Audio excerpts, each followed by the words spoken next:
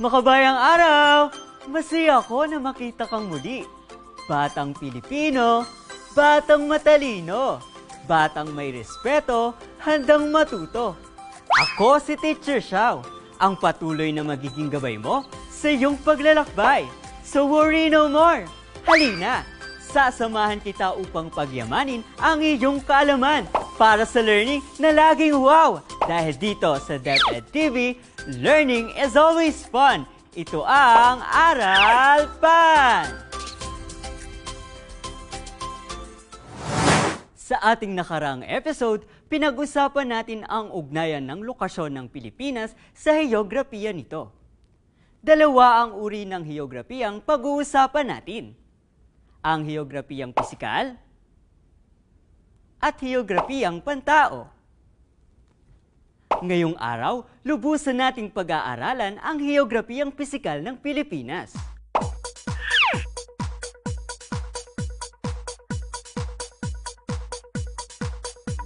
Kaya naman siguraduhin na ihanda mo na ang self-learning module, ballpen at papel. Tara na at lakbayin ang daan patungo sa karunungan.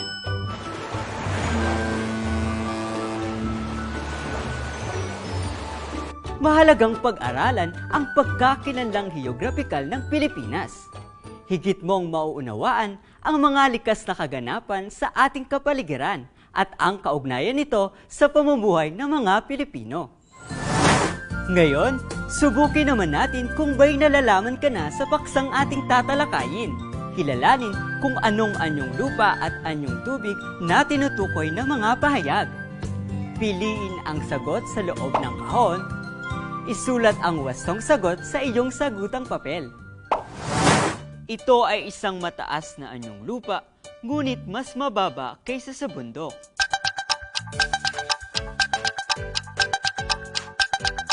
Ang tamang sagot, burol. Ito ay isang patag na lupa na mainam gawing taniman ng mga palay, gulay at prutas.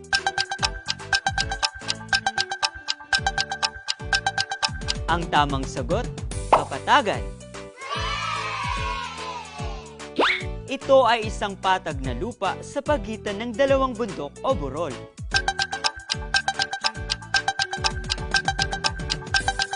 Ang tamang sagot, lambak. Ito ay isang anyong tubig na nanggaling sa ilalim ng lupa.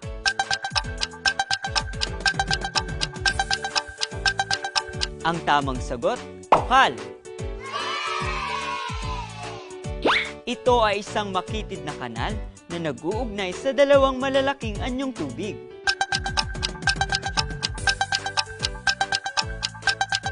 Ang tamang sagot, kipot. Awitin natin ang bansang Pilipinas sa saliw ng Paro-Parong Bukid na isinulat ni Jennifer J. Milian. Bansang Pilipinas. Bansang Pilipinas, klima ay tropikal, paligid ay tubig, mahabang baybayin, ang heograpiya, anyong lupa tubig, iyamang Pilipinas, daming tulong sa atin, mayaman sa lupa, mayaman sa tubig, mga Pilipino, yaman din ay tao, mahalin, ingatan, ating pagyamanin, bansang Pilipinas, biyaya sa atin. Ang awit ay tumutukoy sa heograpiya ng Pilipinas. Ang heograpiya ay nagmula sa salitang Griego na heograpiya. Geo o daigdig, grafiya o paglalarawan. Sa literal na kahulugan, ito ay ang paglalarawan sa daigdig. Dalawang sangay ng heograpiya. Heograpiyang pisikal. Pinag-aaralan dito ang iba't ibang natural na proseso at kaganapan na nangyayari sa loob at labas ng ating mundo. Dito pumapasok ang pag-aaral ng kalupaan, karagatan o katubigan, klima at iba pang may kinalaman sa pisikal na anyo ng daigdig. Heograpiyang pantao. Tinatalakay sa sangay na ito kung paano binabago ng tao ang kapaligiran at ano ang mga nagiging epekto ng kapaligiran pabalik sa kanya. Sa heograpiyang pantao rin pinag-aaralan ang kasaysayan, populasyon, ekonomiya, politika, kultura at iba pa. Heograpiyang pisikal ng Pilipinas. Sa bahaging ito, mauunawaan mo kung paano nakakaapekto ang pisikal na katangian ng Pilipinas sa ating pang-araw-araw na pamumuhay. Heograpiyang pisikal, klima at panahon. Ang klima ay ang pangkalahatang kalagayan ng ating atmosfera sa isang lugar sa mahabang panahon. Ang panahon naman ay ang kondisyon ng atmosfera sa isang lugar sa loob ng ilang oras. Upang malaman ang klima ng isang lugar o bansa, mahalagang matukoy ang lokasyon, topografiya o paglalarawan ng katangian ng isang lugar, hangin at katubigang merong ito. Pag-aralan mo ang chart at globo. Ano ang ipinahihiwatig dito? Ang nasa mababang latitude ay tinatawag na rehiyong tropikal. Nakakaranas ng higit na init at sikat ng araw ang rehiyong ito dahil direkta itong nasisikatan ng araw. Ang klimang ito ay may dalawang uri, tag-ulan at tag-init. Ganito ang nararanasan ng mga bansang kabilang sa mababang latitude, katulad ng Pilipinas. Ang klima ng bansa ay nakabatay sa kinalalagyan nito sa mundo. Ang Pilipinas ay malapit sa Ecuador at nasa mababang latitude kung kaya't tropikal ang klima dito. Mga salik na nakakaapekto sa klima. Temperatura. Ito ay tumutukoy sa nararanasang init.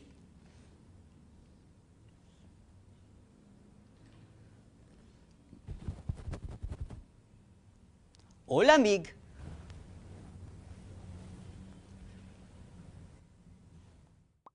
sa isang lugar. May katamtamang klima ang Pilipinas sapagkat nararanasan sa bansa ang hindi gaanong init at lamig. Ngunit dahil sa climate change, nalalagpasan ang pinakamataas na temperatura sa panahon ng tag-araw.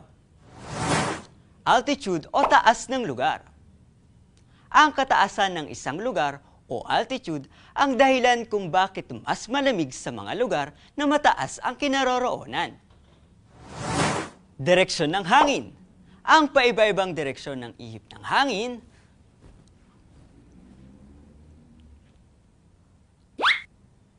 kung saan mainit o malamig ang lugar ay tinatawag na monsoon.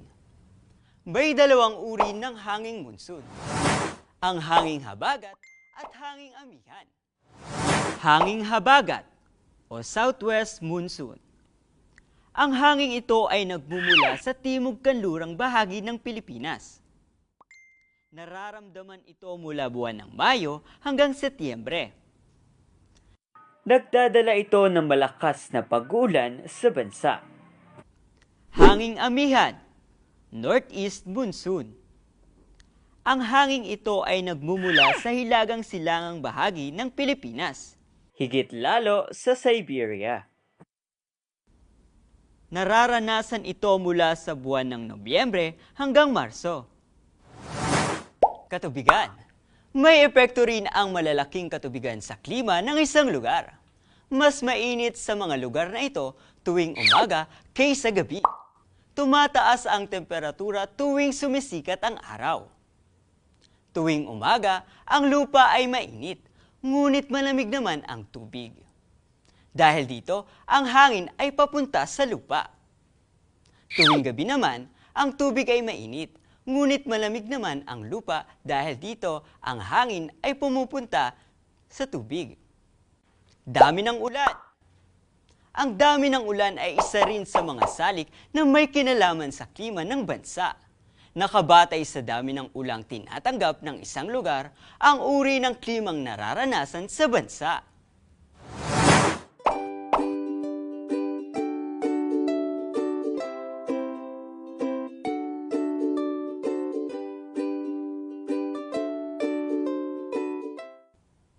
Heograpiyang pisikal, anyong lupa.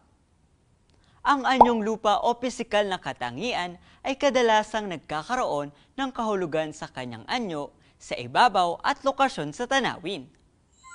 Ang sumusunod ay mga anyong lupa na matatagpuan sa kapuluan ng Pilipinas. Kapatagan, malawak na lupain na patag at mataba. Angkop ang kapatagan sa pagtatanim ng gulay, mais at palay. Isa sa mga kilalang kapatagan ng bansa, ang kapatagan ng Gitnang Luzon.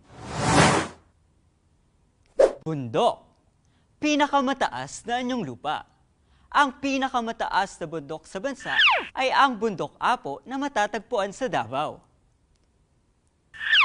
Ang pinakamahabang hanay ng bundok o bulubundukin sa Pilipinas ay ang Sierra Madre na nasa gitnang Luzon, ngunit ang kahabaan nito ay umaabot hanggang sa Timog Luzon. Nasasakop nito ang mga lalawigan ng Cagayan, Isabela, Nueva Vizcaya, Nueva Ecija, Quirino, Aurora at Quezon. Ang pinakamataas na tuktok na nararating sa Sierra Madre ay mga 2,000 metro mula sa pantay dagat. Burol, isang mataas na lupa ngunit mas mababa sa bundok. Pabilog ang hugis ng itaas nito. Pinakatanyag sa mga burol sa bansa ay ang Chocolate Hills na matatagpuan sa Carmen, Bohol. Talampas, mataas na bahaging lupa ngunit patag ang ibabaw. Ang lungsod ng Baguio sa Benguet na matatagpuan sa gawing hilaga ng Luzon ang pinakatanyag na talampas sa bansa. Bulkan, isang mataas na anyong lupa na may bunganga sa tuktok nito. Minsan nagiging aktibo ang isang bulkan at ito ay pumuputok. Nagbubuga ito ng kumukulong putik, abo at malalaking bato. Ang Bulkang Mayon ang pinakatanyag na bulkan sa Pilipinas na matatagpuan sa Legazpi, Albay. Ang Bulkang Taal ang pinakamaliit na bulkan sa Pilipinas na matatagpuan sa Talisay, San Nicolas, Batangas. Lambak, patag na lupa sa pagitan ng bundok. Ang lambak ng Cagayan sa Hilagang Luzon ay isang halimbawa nito. Ito ay binubuo ng mga lalawigan ng Cagayan, Isabela, Nueva Vizcaya at Quirino. Ito ay nasa pagitan ng bundok Sierra Madre sa baybay ng karagatang Pasipiko at bundok Cordillera sa kanluran. Heograpiyang pisikal, anyong tubig. Ang anyong tubig ay kahit anumang makahulugang pag-ipon ng tubig sa isang lugar. Ang Pilipinas ay isang bansang insular kung kaya napaliligiran ito ng iba't ibang anyo ng tubig. Karagatan, pinakamalalim, pinakamalawak at pinakamalaki sa lahat ng anyong tubig. Halimbawa, Karagatang Pasipiko. Dagat, bahagi ng karagatan. Mas mainit ang tubig dito kaysa sa karagatan. Halimbawa, Dagat Pilipinas at Dagat Celebes. Luok, isang bahagi ng dagat na nakapaloob sa baybayin nito. Halimbawa, Luok ng Maynila. Kipot, isang makipot na anyong tubig na nagdurugtong sa dalawang malalaking anyo ng tubig. Halimbawa, Kipot ng San Juanico. Channel, nagdurugtong sa dalawang malalaking katawan ng tubig na kalimitang dinadaanan ng barko. Halimbawa, Bashi Channel. Golpo, tulad ng Luok na halos naliligid din ng lupa, Ito ay bahagi rin ng karagatan na karaniwang nasa bokana ng dagat. Halimbawa, Golpo ng Lingayen. Ilog, mahaba at paliko-likong anyong tubig na tumutuloy sa dagat. Hindi maalat ang tubig dito. Halimbawa, Ilog Cagayan.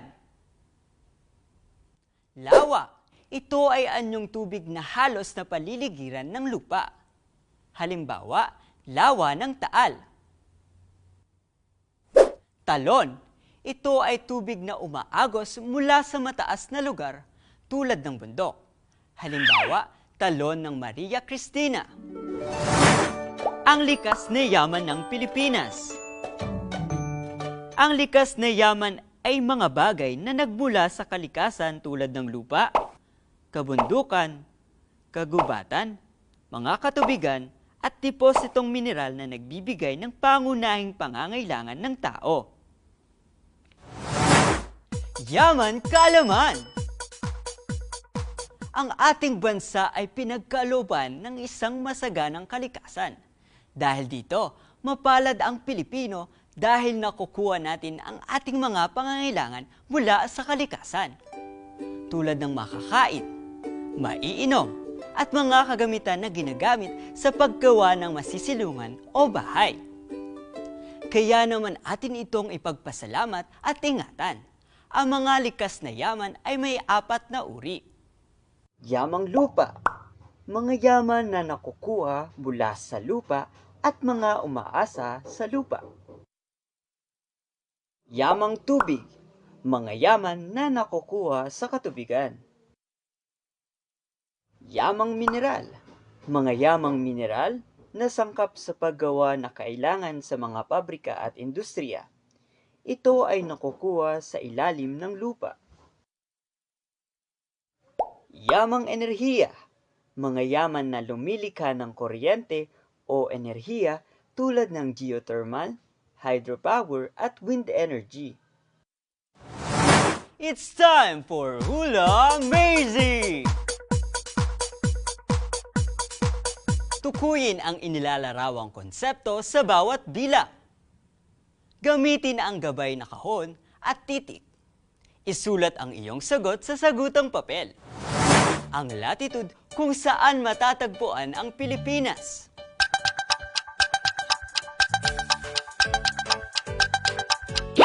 Limang meron sa Pilipinas dahil sa direktang sikat ng araw.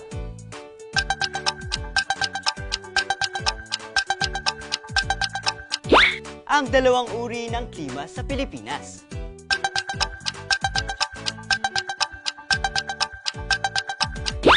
Ang pangkalahatang kalagayan ng panahon sa isang lugar na may kinalaman sa atmosfera.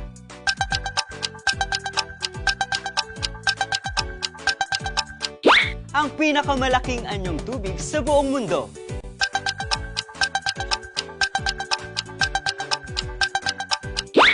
Isang mahaba at makitid na anyong tubig na umaagos mula sa mga sapa o bukal.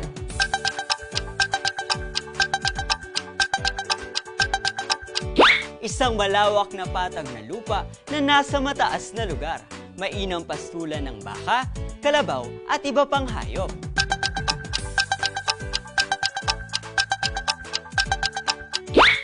Anyong lupang maaaring magbuga ng gas, lahar, bato, nagbabagang putik at iba pa.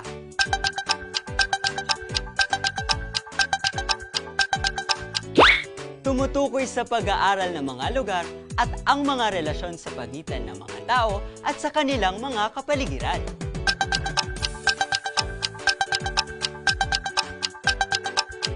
Mga bagay na nagmula sa kalikasan.